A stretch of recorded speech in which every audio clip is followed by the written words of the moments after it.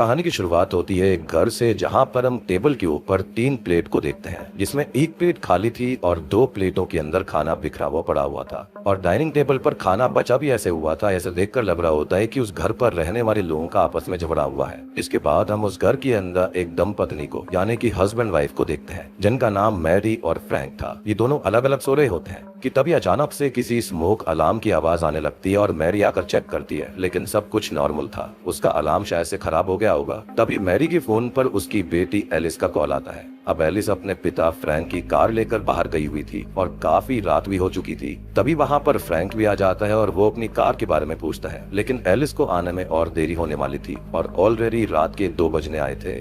खैर, अब एलिस के बारे में मैरी और फ्रैंक आपस में बात करने लगते हैं कि तभी उसका फोन दोबारा आता है और यहाँ पर एलिस का फोन उसकी माँ मैरी ही उठाती है। फोन उठाकर वो कुछ ऐसा बोल देती है जिससे कि एलिस घबरा गई थी और उसकी हालत देखकर फ्रैंक उससे फोन मांगता है, लेकिन वो उसे फोन देने की बजाय एलिस से पूछने लगती है कि क्या उसने इमरजेंसी नंबर पर कॉल किया। दरअसल एलिस ने किसी का एक्सीडेंट कर दिया था और जो कोई भी अपोजिट साइड में था उसकी हालत ठीक नहीं थी। अब यहाँ पर एलिस अपनी माँ को बताती है कि वो उनके शहर में नहीं है और ये चीज एलिस ने छुपा के रखी थी। अब मैरी अपनी बेटी एलिस से पूछती है कि क्या उसके आसपास कोई है, कोई घर है या फिर कोई इंसान है जिससे कि वो हेल्प ले सके, लेकिन एलिस के आसपास कुछ भी नहीं होता।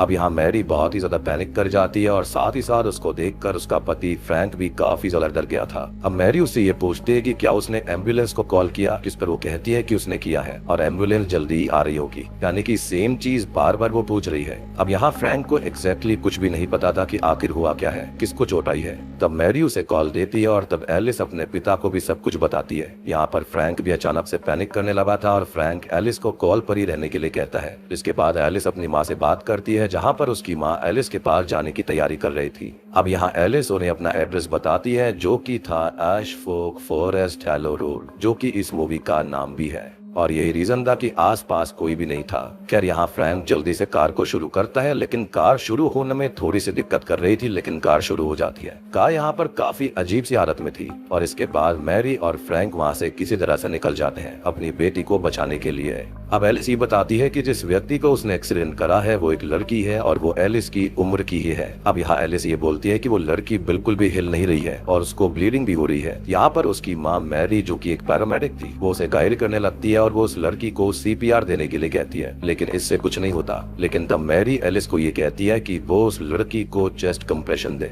यहाँ पर एलिस ठीक ऐसा ही करती है, वो बार बार ये करे जा रही थी, लेकिन फ्रैंक तभी कॉल म्यूट करके मैरी को कहने लगता है कि वो ये नहीं कर पाएगी। लेकिन मैरी जानती थी कि अगर लड़की को बचाना है तो ये करना पड़ेगा, लेकिन सीपीआर से कुछ भी नहीं हो रहा होता। एलिस दोबारा सीपीआर देने की कोशिश करती है, लेकिन इस बार उस लड़की की चेस्ट ही क्रैक हो जाती है। ऐसा लग रहा था कि जैसे उसने रिब वगैरह को ही यहाँ क्रैक कर दिया हो, जिससे कि एलिस और ज्यादा पैनिक करने लगती है। अब उसकी माँ उसे शांत करती है और उसके पिता उसे कार के अंदर जाने के लिए बोल देते हैं। वो कहते हैं कि वो एम्बुलेंस के आने का वेट करे और वो भी कार के अंदर बैठकर। फ्रैंक कहता है कि वो लड़की खत्म हो गई होगी और इसी बीच एलिस का कॉल भी कट हो जाता है। इसके बाद फ्रैंक उसे दोबारा कॉल करता है, लेकिन एलिस का कॉल नहीं लगता। जिसके बाद वो उसे वॉइस नोट के जरिए फोन उठाने के लिए कहता है। अब यहाँ पर जो फ्रैंक था ना, वो और ज्यादा पैनिक करने लगा था। दोनों ही दंपत्नी बहुत ही ज्यादा पैनिक में थे। सेम हाल मैरी का होता है। अब वो दोनों इस बारे में बात कर रहे होते हैं। अकॉर्डिंग टू द फ्रैंक, जिस लड़की को एलिस ने ठोका था वो खत्म हो चुकी है और अब यहाँ मैरी सिगरेट पीने लगती है, लेकिन फ्रैंक उसे सिगरेट फेंकने के लिए कहता है।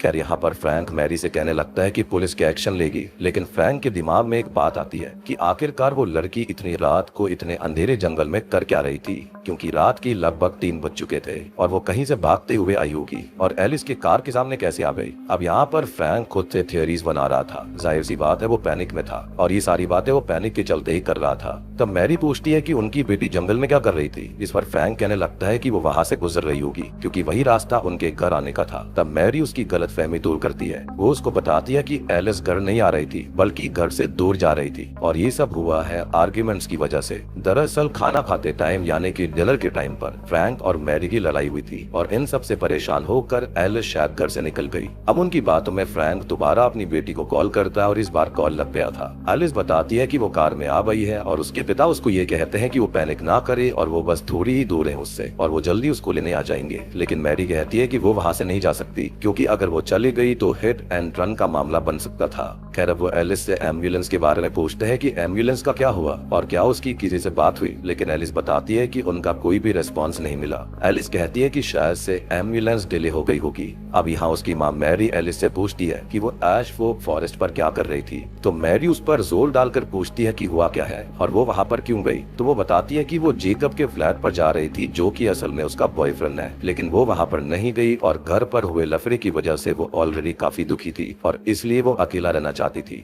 और फिर उसने जेकब के फ्लैट पर जाना कैंसिल कर दिया क्योंकि वहाँ पर जेकब होता और एलिस को अकेला रहना था।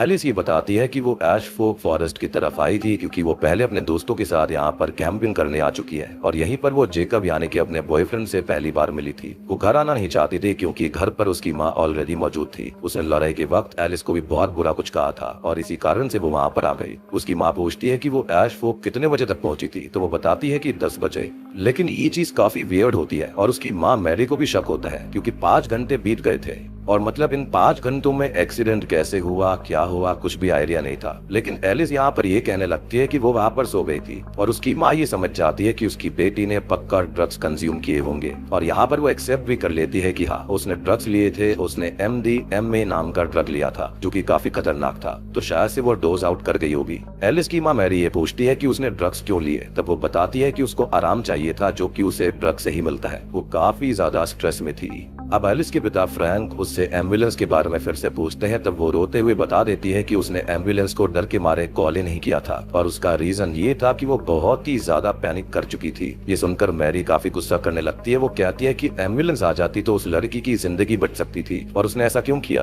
खैर मैरी ये कहती है कि उन्हें पुलिस को कॉल करना ही पड़ेगा और अब जो कुछ भी होगा वो उनको स्वीकार करना होगा। लेकिन जो फ्रैंक होता है वो एक पिता होता है और वो इस चीज के लिए राजी नहीं होता। वो कहता है कि वो ये इल्जाम अपने सर ले लेगा क्योंकि कार भी उसकी ही है और इससे उसकी बेटी बच जाएगी, उसकी जिंदगी खराब नहीं होगी। यहाँ मैरी फोन म्यूट करके उसे ये कहती है कि ये ठीक नहीं रहेगा और ऐसे ही वो उसे और बिगाड़ रहा है और उसने ही उसको बिगाड़ा है क्योंकि वो यही तो चाहती है, एक इजी वे आउट। और इस मुश्किल से बाहर निकलने के लिए अगर उसने ऐसा कर दिया तो उसको कोई भी सबक नहीं मिलेगा, जिसके चलते वो बहुत ही ज्यादा बिगड़ जाएगी। बेसिकली जो मैरी होती है वो जस्टिस की साइड पर थी, लेकिन फ्रैंक यहाँ पर अपनी बेटी को बचाने का सोच रहा था। मैरी कहती है कि उसकी एक फ्रेंड है जो कि पुलिस में है और वो उसे हैंडल कर लेगी, लेकिन फ्रैंक रेडी नहीं था। वो नहीं चाहता था कि उसकी बेटी जेल जाए क्योंकि उसकी पढ़ाई का काफी लॉस हो जाता, उसका करियर खराब हो जाता और उसकी जिंदगी भी तबाह हो जाती। अब यहाँ मैरी भी इस पर मान जाती है क्योंकि वो भी एक माँ थी। यहाँ फ्रैंक एलिस को अनम्यूट करके ये कहता है कि वो बस कुछ ही दूरी पर है और वो जल्दी ही वहाँ पर पहुंच जाएंगे और सब कुछ ठीक हो जाएगा। उसकी माँ भी अपनी बेटी को शांत करती है और कहती है कि एक्सीडेंट्स होते रहते हैं, रोज होते हैं। और यहाँ पर एलिस ये कहती है कि वो ये बातें जेकब को बताना चाहती है, लेकिन उसके पिता उसके ऊपर चिल्लाने लगते हैं कि वो ये बात किसी को भी नहीं बता सकती। और तब एलिस एक और शॉकिंग बात रिवील करती है कि वो जेकब यानी कि अपने बॉयफ्रेंड के बच्चे की माँ बनने वाली है, वो प्रेग्नेंट है। और ये सुनकर तो दोनों माता पिता बिल्कुल हिल गए थे, लेकिन अभी ये सब सोचने का टाइम नहीं था। खैर वो आगे बढ़ते रहते हैं, लेकिन तभी जीपीएस जो होता है वो अचानक से बीप करने लगता है क्योंकि जीपीएस के मुताबिक वो एश फोक के रास्ते से आगे बढ़ गए थे।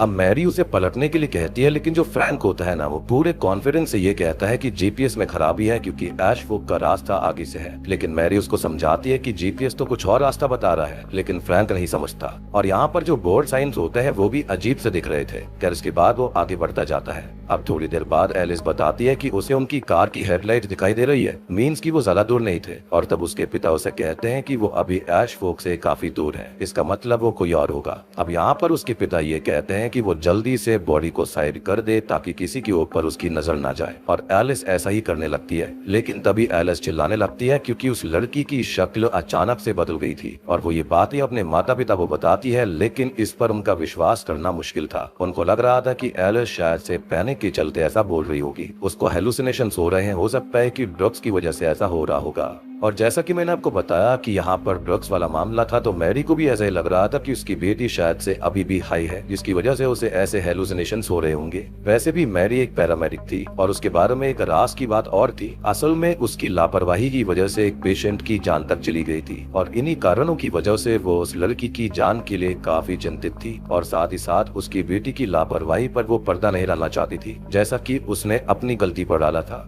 खैर एलिस उस बदली हुई लड़की का चेहरा देखकर वहां से से डर के मारे भागने लगती है तो उसके पिता उसे कहते हैं कि वो वहाँ से भागे नहीं, लेकिन वो भागकर अपनी कार में बैठ गई थी कि तभी वहाँ पर एक लेडी आती है जो कि उसी कार में आई होगी जो कि पहले वहाँ पर आ रही थी, यानी कि जिसकी हेडलाइट्स को एलिस ने देखा था। वो लेडी एलिस के पास आकर उससे बात करने लगती है और मैरी एलिस को कहती है कि उसे किसी तरह वहाँ से वो भेज दे। खैर अब यहाँ पर ये लेडी एलिस को मदद ऑफर करती है कि वो और उसका हस्बैंड उसकी हेल्प कर सकते हैं अगर कुछ हुआ हो तो। यहाँ पर उसका हस्बैंड भी उसके साथ था, लेकिन एलिस उसे किसी तरह से वहाँ से भेजने की कोशिश कर रही थी। लेकिन वो जो लेडी होती है वो टस से मस नहीं होती और वो एलिस से सवाल जवाब किए जा रही थी। वो लेडी एलिस से कहती है कि वो परेशान दिखाई दे रही है, हुआ क्या है। तभी एलिस उसको बताती है कि उसने एक डियर को उड़ा दिया, यानी कि एक हिरन को, जो कि अचानक से उसके सामने आ गया था। तब वो लेडी कहती है कि यहाँ पर तो कोई डियर नहीं रहते, शायद से वो एक डॉग होगा। अब यहाँ वो लेडी एलिस के पीछे ही पड़ गई थी। अब वो उस लेडी को ये कहती है कि उसके माता पिता कॉल पर हैं और वो रास्ते में है जो कि यहाँ पर पहुंच ही रहे होंगे। यहाँ वो लेडी उसे ये कहती है कि वो उसे यहाँ से ले जाएगी क्योंकि इतनी रात को फॉरेस्ट में अकेले घूमना ठीक नहीं है और यहाँ अकेले रुकना काफी बुरा साबित हो सकता था। वो लेडी बताती है कि उसे पता है कि इसे हेलो रोड क्यों कहते हैं, क्योंकि ये सीक्रेट लैंड है और यहाँ पर कई सारे मिथ और लोर है। ओवरऑल ये रोड एक शापित रोड है। और यहाँ पर वो लेडी एलिस की आंखों में देखकर कहती है कि वो नशे में धुत है। अब एलिस उसको किसी तरह टॉलरेट करने की कोशिश कर रही थी, लेकिन वो लेडी अथॉरिटीज को कॉल करने के बारे में कहती है। तब वो उसे मना करने लगती है। वो उसे ये कहती है कि वो नशे में नहीं है और वो खाली खो गई है। अब यहाँ एलिस जो थी ये बात सुनकर काफी घबराई हुई थी और जो एलिस की कार थी वो रोड की साइड में बीच में थी, मतलब कि वो कार कहीं और नहीं ले जा सकती थी।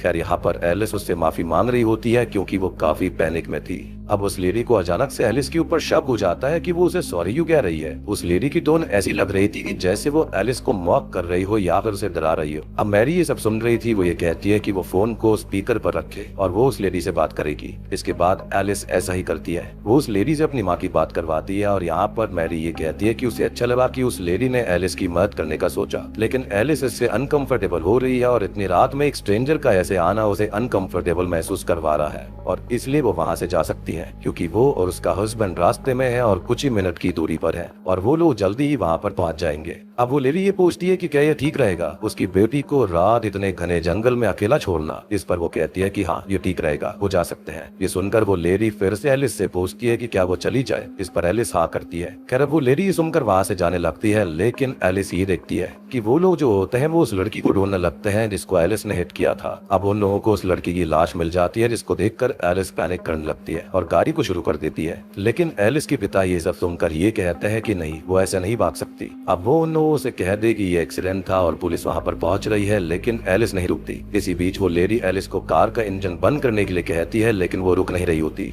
तब वो लेडी अपने हस्बैंड से विंडो की तरफ इशारा करती है और यहाँ पर उसका हस्बैंड विंडो को तोड़ देता है और एलिस की आवाज आती है कि उसे छोड़ दो, उसे छोड़ दो। उसकी आवाज सुनकर दोनों ही उसके माता पिता पैनिक करने लगते हैं, लेकिन तभी अचानक से फोन कट हो जाता है। अब वो लोग एलिस को दोबारा कॉल करने की कोशिश करते हैं, लेकिन कॉल नहीं लगता। तब फ्रैंक जल्दी से कार को तेजी से भगाता है। अब इसके बाद ये एलिस को दोबारा कॉल करने की कोशिश करते हैं और इस बार फाइनली कॉल उठ जाती है। वो लेडी ये कहती है कि उन लोगों को पहले से इस बारे में पता था, लेकिन उन्होंने कुछ नहीं किया, उन्होंने बात को दबाने की कोशिश करी। मैरी कहती है कि वो एलिस को कॉल दे, लेकिन वो लेडी ऐसा नहीं करती। वो ये कहती है कि उसने देखा कि वो बॉडी रोड पर थी और उसके बाद उसे ड्रैप करके जंगल की तरफ लाया गया, मतलब कि एलिस इस अपराध को छुपाने की कोशिश कर रही थी। अब मैरी ये कहती है कि ये एक हादसा था, लेकिन वो लेडी कहती है कि ना उन्होंने पुलिस को बुलाया ना ही किसी एम्बुलेंस को कॉल किया और तो और एलिस ने बॉडी को छुपाने तक की कोशिश करी। इसका मतलब ये है कि ये एक्सीडेंट नहीं था, बल्कि जो कुछ हुआ उस पर पर्दा डालने की कोशिश करी गई, मतलब कि ये क्राइम है, जुर्म है। अब मैरी और फ्रैंक जो होते हैं वो उस लेडी को समझाने की कोशिश करते हैं कि वो एक माता पिता है और वो उसकी बेटी है और उन्होंने लॉजिक से हटकर ये डिसीजन लिया था ताकि वो अपनी बेटी को बचा सके। लेकिन वो लेडी ये कहने लगती है कि कोई भी नहीं चाहता कि उसके बच्चों को इंसान शैतान बना दे और उन लोगों ने गलती पर पर्दा डालकर अपनी बेटी को शैतान से कम नहीं बनाया है। वो लेडी एलिस को एक मॉन्स्टर कह रही होती है, जिसका रीजन था कि उसने उसे मरने के लिए छोड़ दिया, यानी कि उस लड़की को वो चाहती तो उसको हॉस्पिटल पहुंचा सकती थी। अब वो लेडी ये बोलती है कि वो लड़की अभी भी जिंदा है और उसका पति उसे वहां ले जा रहा है ट्रीटमेंट करवाने के लिए। और ये सुनकर माता पिता हैरान हो जाते हैं और वो लेडी ये कहती है कि वो जिंदा थी, लेकिन एलिस ने ये स्टोरी बनाई कि वो खत्म हो गई है और ये काफी बुरी चीज थी। वो लेडी एलिस को कॉल देती है और उसे ये बताती है कि वो लड़की मर चुकी थी, उसे नहीं बताता कि वो कैसे जिंदा है। तब उसकी माँ उसे शांत रहने के लिए कहती है और वो ये बोलती है कि शायद उन्होंने उसकी हार्ट बीट मिस कर दी। यहाँ पर उसकी माँ उन लोगों को ये बताती है कि उसने अपना पैरामेडिक वाला काम छोड़ दिया है और ये उसका खुद खुद का फैसला था। दरअसल आज एक शॉपिंग कॉम्प्लेक्स के अंदर एक लेडी को पैनिक अटैक आया और वो और उसकी टीम वहां पर पहुंची। उसके कलीग ने कहा कि इस लेडी को हॉस्पिटल ले जाना चाहिए, लेकिन मैरी ने मना कर दिया और कहा कि कुछ मिनट में वो ठीक हो जाएगी। लेकिन ऐसा नहीं हुआ, उसकी हालत और बिगड़ गई और उसको एम्बुलेंस के अंदर हार्ट अटैक आ गया और मैरी ने उसे CPR देकर बचाने की बहुत कोशिश करी, लेकिन वो नहीं बच पाई और वहीं पर खत्म हो गई। और इसी चीज का मैरी को बहुत दुख था। बेसिकली गिल्ट था उसको कि उसने सही चीज नहीं करी और खुद पर ज्यादा ही ओवर कॉन्फिडेंस दिखा दिया।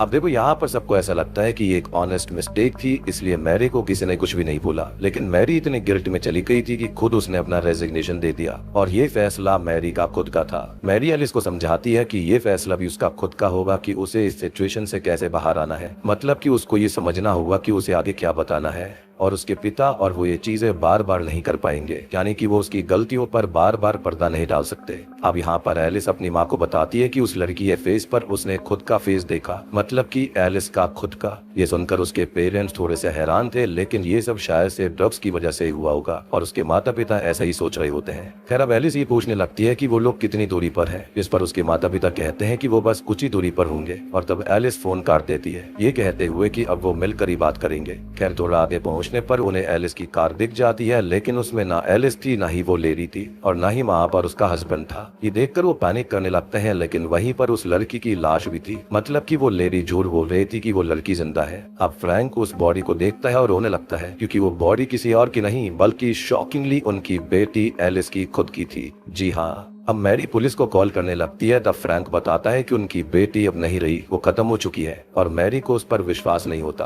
तब वो देखती है उस लाश को और वो उसकी बेटी की ही थी, जिसको देखकर वो भी शॉक में चली जाती है। लेकिन वो अभी भी इस पर विश्वास नहीं कर रही होती। वो अपनी बेटी के नंबर पर कॉल करती है और यहाँ पर एलिस फोन उठाती है, जो कि और भी शॉकिंग चीज थी। एलिस जिंदा होती है ऐसा लग रहा था। एलिस बताती है कि वो बीमार महसूस कर रही है। अब मैरी ये पूछने लगती है कि एलिस है कहाँ पर, जिस पर वो बताती है कि वो अब भी जंगल में है। जिसके बाद वो लोग कार में बैठते हैं और यहाँ फ्रैंक कार तेजी से चलाता है। एलिस फोन पर ही होती है और वो उस लेडी से उस लड़की के बारे में पूछती है, जिस पर वो लेडी कहती है कि वो लड़की मर गई है और उसे उसने मार दिया। अब इसमें उसका साथ उसके माता पिता ने दिया है। यहाँ पर एलिस उससे माफी मांगती है, लेकिन वो लेडी कहती है कि बहुत देर हो चुकी है। अब पेरेंट्स कार से आगे बढ़ रहे थे, लेकिन उनके आगे दो रास्ते आते हैं, जिसमें से एक रास्ते पर वो लोग आगे बढ़ जाते हैं। इसी बीच उनकी बातों से हमको समझ आता है कि वो लेडी एलिस को सजा दे रही थी और वो एलिस को कहती है कि वो उसे शुद्ध कर देगी। अब यहाँ पर इनकी बातें सुनकर एलिस के माँ बाप और पैनिक करने लगते हैं। अब तभी इनको आगे पुलिस की कार मिलती है और फ्रैंक कार से उतरकर पुलिस को आगे चलने के लिए कहता है। उसी बीच फोन में मैरी सुनती है कि एलिस की आवाज आती है, जहां पर एलिस उस लेडी से उसे बख्श देने के लिए बोल रही थी, लेकिन वो लेडी कहती है कि अब देर हो चुकी है। तभी वो कहती है कि वो प्रेग्नेंट है, जिस पर वो लेडी कहती है कि फिर तो उसे उसके बच्चे को भी उसके साथ ही शुद्ध करना पड़ेगा। और इतना कहते ही एलिस चीखने लगती है और अचानक कॉल कट हो जाती है। यहाँ पर एक अजीब सी आवाज भी आई थी, जैसे कि कोई चीज चटकी हो।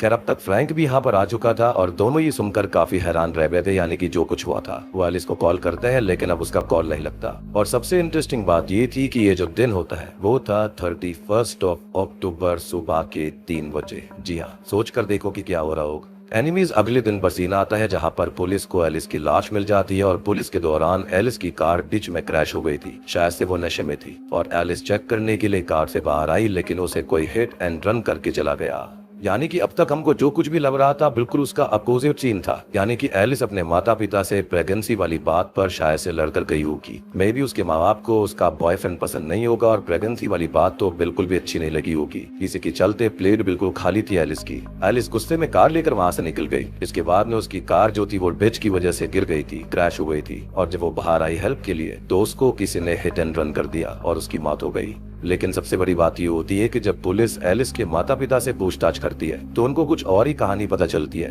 अकॉर्डिंग टू देम ये उनकी बेटी की लाश नहीं है। उनका कहना था कि उनकी बेटी आखिर तक उनके साथ कॉल पर बात कर रही थी, लेकिन पुलिस इस चीज को एक ट्रॉमा बोलती है कि ये सब ट्रॉमा की वजह से हुआ होगा, या फिर शायद से वो लोग भी हेलुसिनेट कर रहे होंगे, क्योंकि उनको अपनी बेटी की लाश के बारे में, यानी कि अपनी बेटी के खत्म होने के बारे में पता चल गया था, लेकिन वो इस चीज को बिल्कुल भी सहन नहीं कर पाए और इसी के चलते ये सारी कहानी अब तक की हुई थी।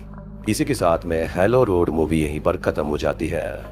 तो दोस्तों ये थी हेलो रोड फिल्म की कहानी, जिसकी एंडिंग काफी ज्यादा कंफ्यूजिंग आपको लग रही होगी, और मूवी के अंदर तो और भी ज्यादा ऐसी चीजें थी जिसके बारे में आपको अभी गौर करना पड़ेगा। तो इससे रिलेटेड मेरे पास 3 थियरीज हैं जिसके बारे में आपको अच्छे से समझाऊंगा। अब देखो, सबसे पहली थ्योरी निकल कर आती है सेल्टिक फोकलोर थ्योरी, यानी कि ऐश फोक फॉरेस्ट की थ्योरी, जिसका नाम है चेंजलिंग फे यानी कि फेरी। तो हमारी सबसे पहली थियरी है चेंजलिंग फेरी थ्योरी। इसके अंदर ये माना गया है कि हेलो रोड के अंदर जो एंटिटीज हैं वो नॉर्मल इंसान या फिर हेलुसिनेशंस नहीं है। आपने जो डेट नोटिस करी होगी वो थी 31 अक्टूबर और रात के 3 बज रहे थे। और आपको पता है कि 31 अक्टूबर यानी कि हैलोवीन की रात होती है, और उस दिन होता यह है कि धरती और दूसरी दुनिया के बीच की जो लाइन होती है यानी कि पोर्टल होता है वो काफी कमजोर सा हो जाता है, बैरियर, जिसके चलते दूसरी दुनिया की एंटिटीज हमारी दुनिया में आ सकती है। और इसके बारे में मैरी को पहले से ही पता था। उसने इस बारे में मेंशन भी किया था कि इस फॉरेस्ट के अंदर क्या हो सकता है। अब इनको पुराने जमाने के फे या फिर क्रीचर्स या फिर चेंजलिंग्स कहा जाता है। ये नॉर्मल फेरीज की तरह नहीं हो सकती, बल्कि डार्क फेरीज होती हैं। ये क्रीचर्स अपने फॉरेस्ट होम में इंट्रूजन बर्दाश्त नहीं करते, और एलिस का हाई रहना उनके लिए एक परफेक्ट चांस बन गया था उसको अपने वर्ल्ड में खींचने का। अब हो सकता है कि जो फॉरेस्ट के अंदर ये जो फेरीज होती हैं, जो कपल होगा, उनका बच्चा यानी कि एक और फेरी होगी, वो इस दुनिया में धरती के ऊपर आने की कोशिश कर रही होगी। और उसी वक्त एरिस अपनी गाड़ी से जा रही थी और उसने उसको टक्कर मार दी, जिसके चलते वो खत्म हो गई थी। या फिर ये एक प्लान हो सकता है इन फेरीज का, एलिस को अपनी दुनिया में खींचने का।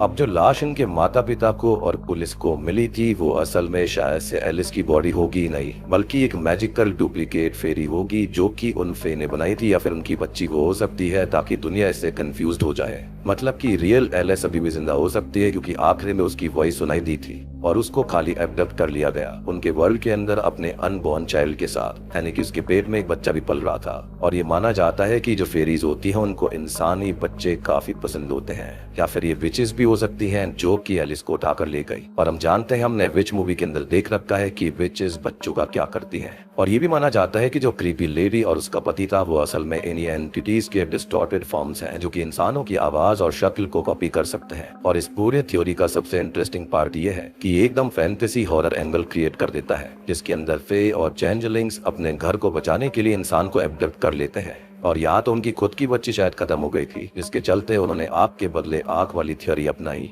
अब इसे एक और चीज साबित करती है कि जो रोड पर बने हुए साइंस थे वो काफी क्रीपी थे, अजीब थे। और जिस दिन ये सब कुछ घटित हुआ वो 31 अक्टूबर था, जो कि हैलोवीन का ही दिन था। और जैसा कि मैंने आपको बताया कि फॉरेस्ट की स्पिरिट्स, गार्डियन स्पिरिट्स वगैरह जो कुछ भी होती हैं, डीमंस होते हैं या फिर विचीज होती हैं, वो हमारे दुनिया में आसानी से आ सकती है। अभी जो फोकलोर है वो काफी फेमस है, जैसे कि यूरोप, खासकर आयरलैंड, स्कॉटलैंड और वेल्स के फोकलोर्स में। और ये कॉन्सेप्ट काफी ज्यादा बड़ा है कि जंगल के अंदर लिमिनल जगह, जैसे कि एक रोड जो कि वाइल्ड फॉरेस्ट से कट होती है, वहाँ पर फे, बैनशीज और चेंजलिंग्स रहते हैं। ये क्रीचर्स अपनी टेरिटरी को प्रोटेक्ट करते हैं, और इंसान अगर उनके डोमेन में घुस जाए या फिर कंफ्यूज हो जाता है तो उनका डुप्लीकेट वहाँ पर बना दिया जाता है। इनफैक्ट रिसेंटली एक मूवी भी आई थी, वहां पर भी हमको सेम थियरी देखने के लिए मिली थी, सेम चीज हमको दर्शाई गई थी। और ये मैजिकल कॉपी जो होती है वो इंसान को रिप्लेस कर देता है और असली इंसान को एब्डक्ट करके अपने रेल में वो लोग ले जाते हैं। और इन फेरीज को इंसानी बच्चों से खास आकर्षण होता है, और यही कारण हो सकता है कि वो फेज जो थे वो एलिस को ले गए।